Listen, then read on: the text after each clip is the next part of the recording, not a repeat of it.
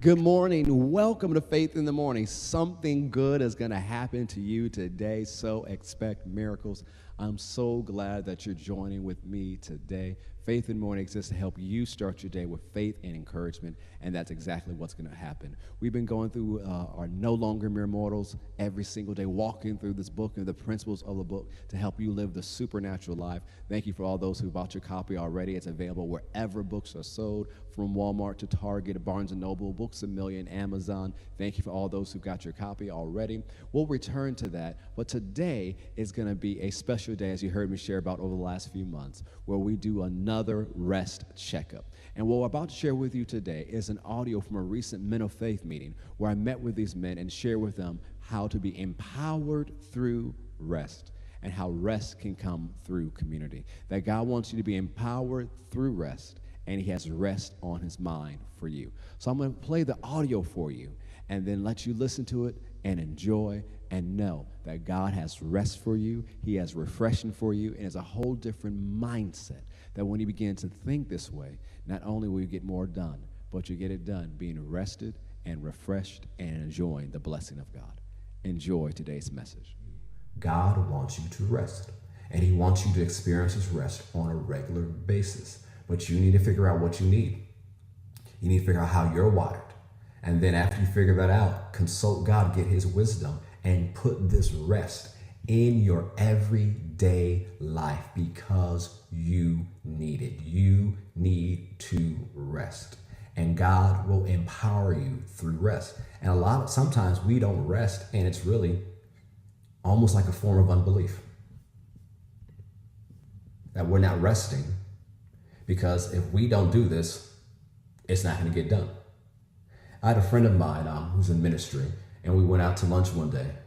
And I said, well, I have to do all this, I do all this, and we're still getting to know each other. And he's like, wait a minute, you do this, and you do this, and you do this, and you do this, and you got this going on. I said, yeah. He said, you do too much. I said, well, if I don't do it, it's not going to get done. And he said, and that began to change my thinking. Why does this have to get done?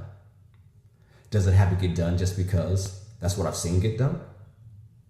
Because a lot of times we'll do a whole bunch of things just because that's what we've seen. But what if that's not what God wants you to do? Could you be wearing yourself out just because you're copying something that you've seen, but that's not for today? Or that's not what God wants you to do? Or maybe God wants somebody else to do it. Or maybe God wants to supernaturally provide that area of your life. Or maybe that's an area for somebody else to come in and do something. And you're standing in his way of getting it done because you think you have to do it yourself. And then you stress yourself out. You wear yourself out. And not only is it not a wise move, sometimes it's an example of unbelief.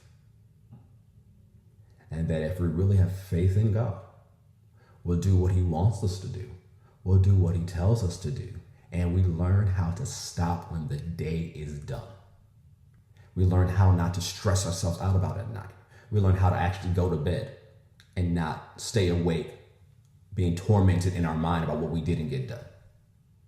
Because, like I said, we said before, so many of us feel guilty when we stop working. It's like, oh, I must be lazy. No, you're not lazy. There are people who are actually lazy. But if you're working and you say, well, I want to work more, you're not a lazy person. You're on the other side of it. You have to make sure that you choose to rest. Like, you know what? I'll pick it up tomorrow. Or if it's a day you're off, I'll pick it up when I return to the office. So, I don't want to forget this idea. Write it down. Now, don't log into your emails, because if you log into your emails, you're going to find yourself answering emails for hours. Ask me how I know. I've done it quite often. And so there are times I'm up way too late. Everybody in my house is asleep, and I'm emailing with one of our RT guys. And by this point, I'm sending out emails. It might be 1, 2, 3, maybe later. And we're replying to each other, and we're kind of getting on each other. Why aren't you asleep? Well, why aren't you asleep? Well, you know what? Last email, let's both of us stop.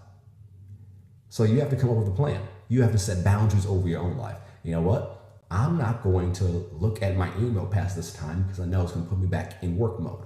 I'm going to think about all the stuff I have to do. Or you know what? I'm not going to watch this because that's going to get me thinking about all the other stuff I have to do. Well, that's it for now. I'll share more with you in a little bit.